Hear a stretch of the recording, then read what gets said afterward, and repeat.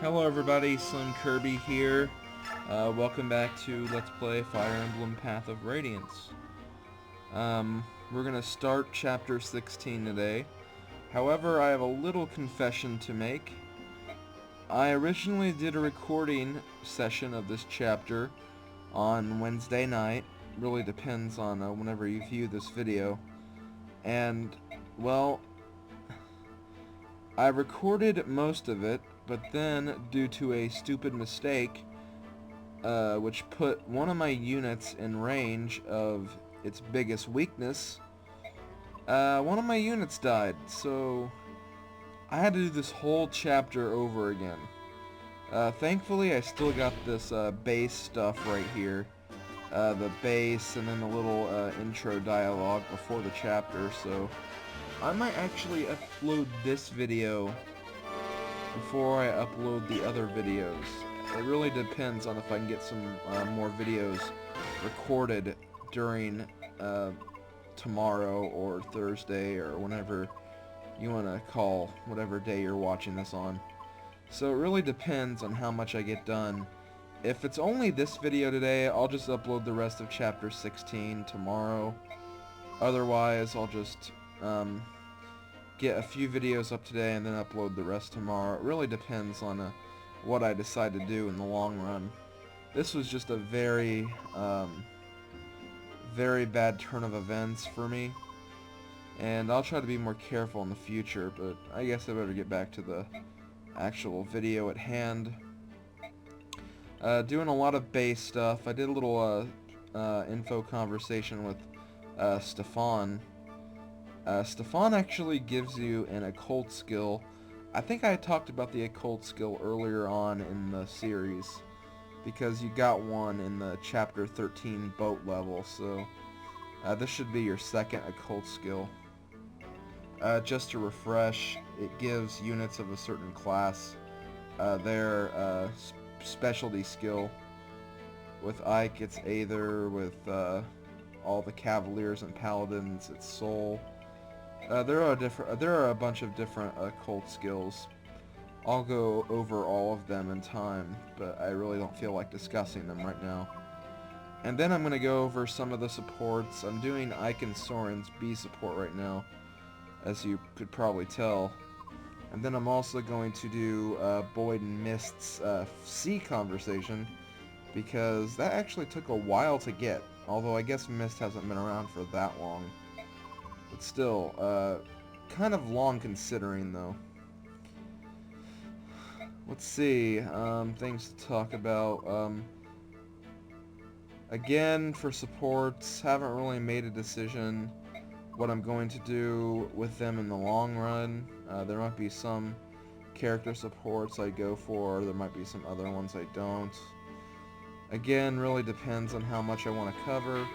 You can generally find all the support conversations online at, like, I think Game FAQs has a support script FAQ. Why that's an FAQ, I have no idea, but I have seen places that do that, so you could probably find the support scripts somewhere online. SerenusForest.com has a very good database, and they might have the support scripts as well. I don't know for sure. There's a lot of places where you can find them. Just type in Fire Emblem Path of Radiance support scripts. If I find a good one online, I might put it in one of my videos if you want to check it out. So that's basically all I'm going to cover about supports. And you could probably also find the support affinities and how each affinities affect the characters in terms of their support bonuses. You could probably find that along with the scripts. It really depends. But now that that's out of the way, I'm going to quickly go through all the characters and their stats.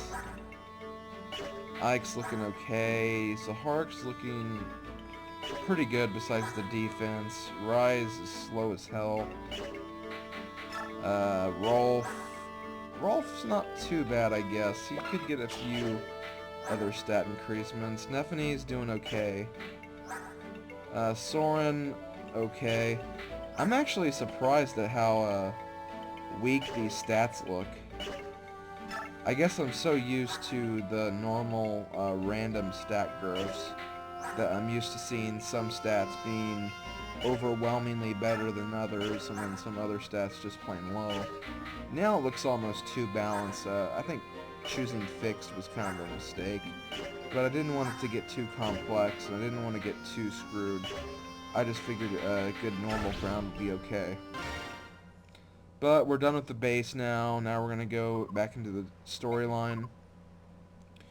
For those of you who forget what's happening currently, we've been sent by the Apostle to check out Duke Tanas's mansion to see if he has any Laguz slaves hiding around.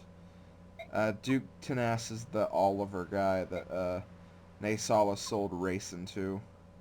So we might meet up with him, and then those stories will start to get intertwined a little bit. So yeah, we have some interesting stuff happening in this chapter. And here comes the fat man himself. Although I guess I can't really call him a fat man. He's the champion of beauty, as he likes to call himself in the sequel to this game. He's acting all kind and innocent, but deep down, we know what's going on with him. We saw those little cutscenes, Oliver. We know you're up to no good. And why does he laugh like Santa Claus? I guess Santa Claus doesn't say oh ho ho, but seriously, whenever I see ho ho ho, I think of Santa Claus. And Oliver, you're definitely not Santa Claus. Yeah, you're a bishop. Who cares? I'm Santa Claus. Oh, no, I guess you're Santa Claus. Whatever.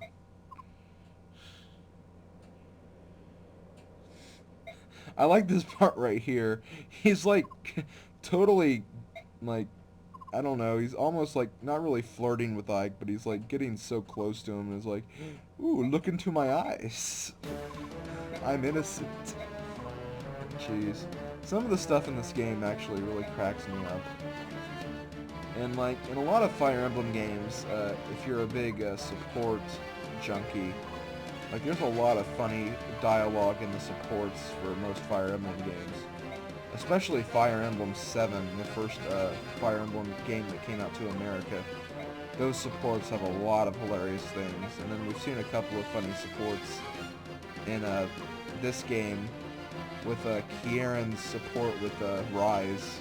That was a pretty hilarious support. Some of the dialogue is just hilarious in this game and other Fire Emblem games. Anyways, Oliver has realized that we are actually out to get him. So he's going to summon all of his guards. Why does he have all these guards in his house? I have no idea.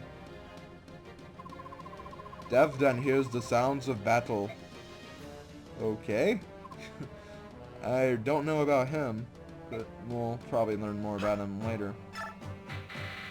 Okay, I'm just going through all these guys, moving up some of the other characters, so I have a nice little line of my own characters with me. So I don't get like Leith or Stefan mixed into my own battle roster. Let's see. I'm not going to use any of my promoted units, so I'm not going to use Oscar or Boyd in this chapter. I'll just stick to what I have.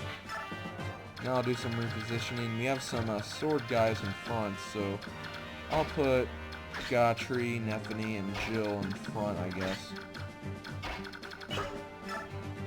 I think this is a pretty good formation for the most part. Then I'll just rearrange and put some other melee units in front. Keep all the ranged users in the back. I think that'll work out to my advantage. Let's see. I don't want Kieran that far back. Let's see. Rolf there, put Kieran there, and I think this looks pretty good. Now, since we do have an enemy unit that actually called out to us, let's see if we can talk to him with any of our units. Let's see, wow, quite a few people can talk to Devdan. Rolf, Soren, Mist, Tormod, and Soth. But we'll leave Devdan up in the next episode because I gotta sign off. See you in the next video whenever it's uploaded. Later, guys.